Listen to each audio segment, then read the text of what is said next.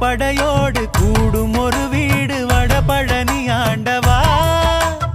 ஆலயம் தந்த சித்தர்கள் நாவில் அருள்வாக்கு தந்தவா. 6 படையோடு கூடும் ஒரு வீடு வடபழனி ஆண்டவா. ஆலயம் தந்த சித்தர்கள் நாவில் அருள்வாக்கு தந்தவா.